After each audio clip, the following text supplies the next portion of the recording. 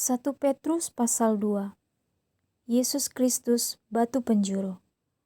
Karena itu, buanglah segala kejahatan, segala tipu muslihat, dan segala macam kemunafikan, kedengkian, dan fitnah.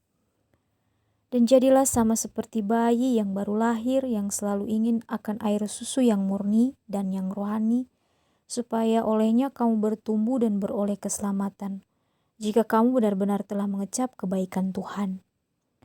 Dan datanglah kepadanya batu yang hidup itu, yang memang dibuang oleh manusia, tetapi yang dipilih dan dihormat di hadirat Allah.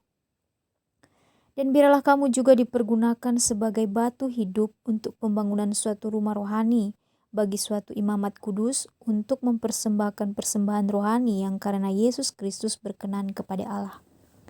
Sebab ada tertulis dalam kitab suci, sesungguhnya aku meletakkan di Sion sebuah batu yang terpilih, sebuah batu penjuru yang mahal, dan siapa yang percaya kepadanya tidak akan dipermalukan. Karena itu bagi kamu yang percaya, ia mahal, tetapi bagi mereka yang tidak percaya, batu yang telah dibuang oleh tukang-tukang bangunan telah menjadi batu penjuru, juga telah menjadi batu sentuhan dan suatu batu sandungan. Mereka tersandung padanya karena mereka tidak taat kepada firman Allah, dan untuk itu mereka juga telah disediakan.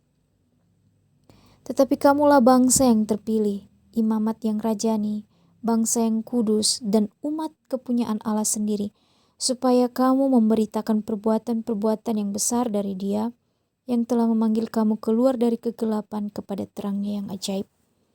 Kamu yang dahulu bukan umat Allah, tetapi yang sekarang telah menjadi umat-Nya, yang dahulu tidak dikasihani, tetapi yang sekarang telah beroleh belas kasihan. Peringatan untuk hidup sebagai hamba Allah. Saudara-saudaraku yang kekasih, aku menasihati kamu supaya sebagai pendatang dan perantau, kamu menjauhkan diri dari keinginan-keinginan daging yang berjuang melawan jiwa. Milikilah cara hidup yang baik di tengah-tengah bangsa-bangsa bukan Yahudi, supaya apabila mereka memfitnah kamu sebagai orang durjana, mereka dapat melihatnya dari perbuatan-perbuatanmu yang baik dan memuliakan Allah pada hari Ia melawat mereka.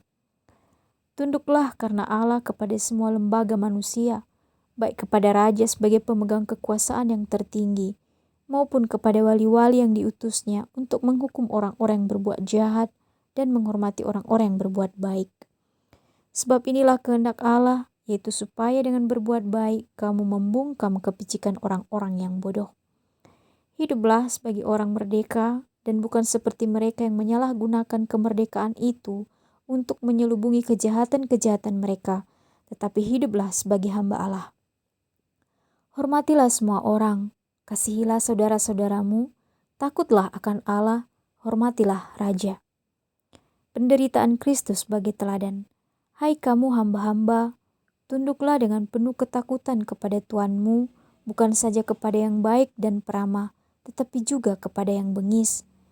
Sebab adalah kasih karunia, jika seorang karena sadar akan kehendak Allah menanggung penderitaan yang tidak harus ia tanggung. Sebab dapatkah disebut pujian, jika kamu menderita pukulan karena kamu berbuat dosa? Tetapi jika kamu berbuat baik, dan karena itu kamu harus menderita, maka itu adalah kasih karunia pada Allah. Sebab untuk itulah kamu dipanggil, karena Kristus pun telah menderita untuk kamu dan telah meninggalkan teladan bagimu, supaya kamu mengikuti jejaknya. Ia tidak berbuat dosa, dan tipu tidak ada dalam mulutnya. Ketika ia dicaci maki, ia tidak membalas dengan mencaci maki. Ketika ia menderita, ia tidak mengancam, tetapi ia menyerahkannya kepada Dia yang menghakimi dengan adil.